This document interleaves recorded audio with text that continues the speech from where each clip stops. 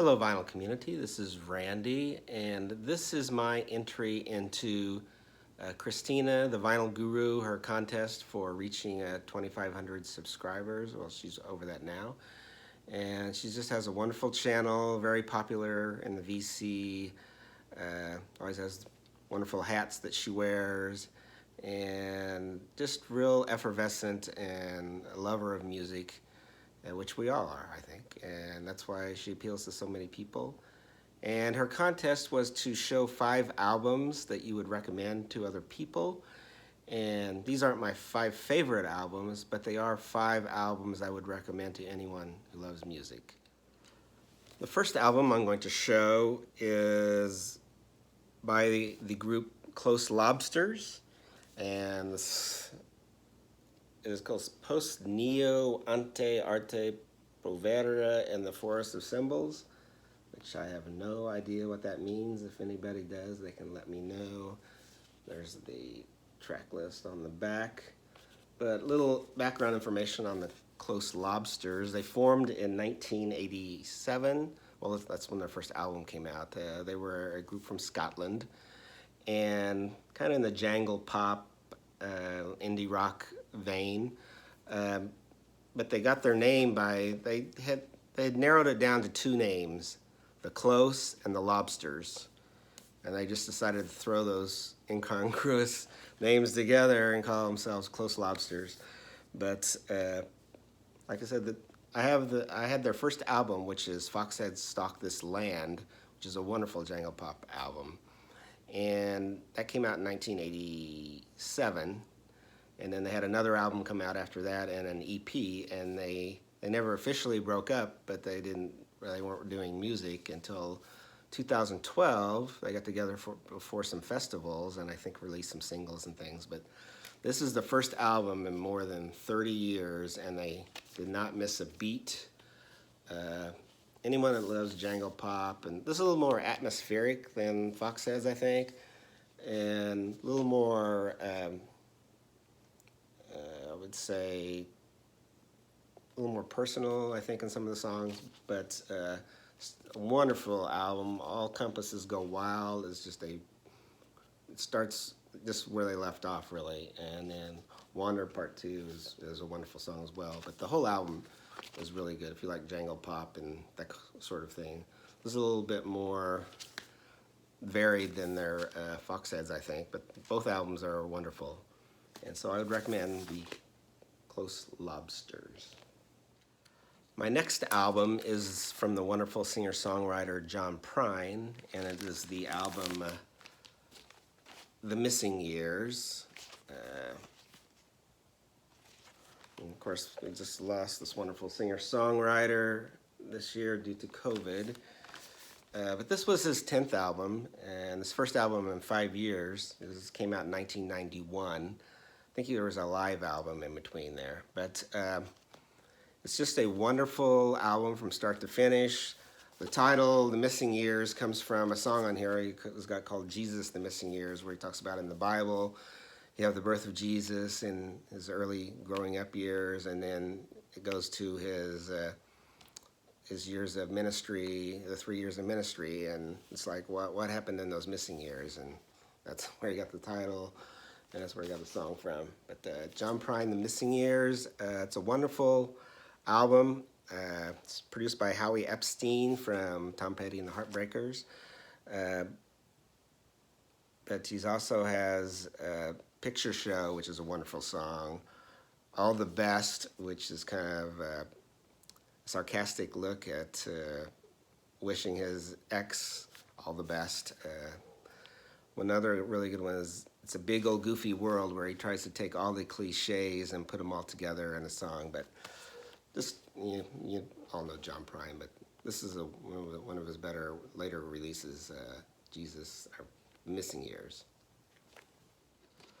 This next album is by Phil Alvin, called Unsung Stories.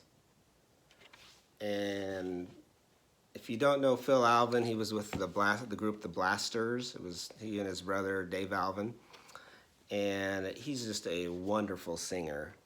And this is his a solo effort, and he takes a lot of old blues and jazz and gospel songs and just really makes them swinging tunes, because he has Sun Ra and the orchestra, a little jazzy, and then he also has the Dirty Dozen brass band, and he just makes these old songs swing, and I don't think you've ever heard anything like this, and it's just a great, enjoyable listen.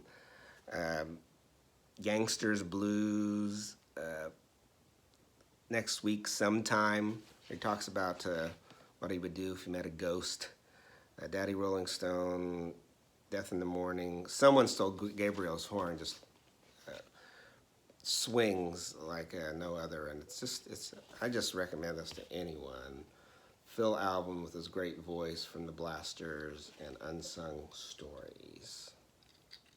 The next one I'm going to show is an album by the wonderful guitarist and little known to a lot of people, Mason Ruffner. This is the album Gypsy Blood, and this was released in 1987. A little history on Mason Ruffner. He was born in Fort Worth, Texas, went out to California, wasn't successful there, came back to Texas, and then went to New Orleans, where he kind of became a staple in some of the clubs down there and kind of infused some of his rock music with some of the New Orleans sounds that he was hearing, like Huey Piano Smith.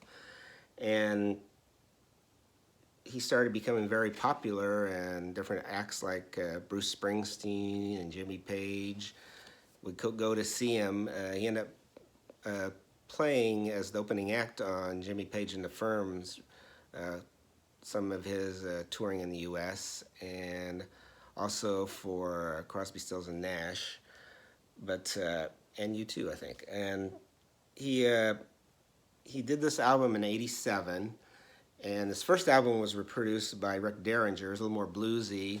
This is a little more rock with some of the New Orleans influence, and I like this more. And this was produced by Dave Edmunds.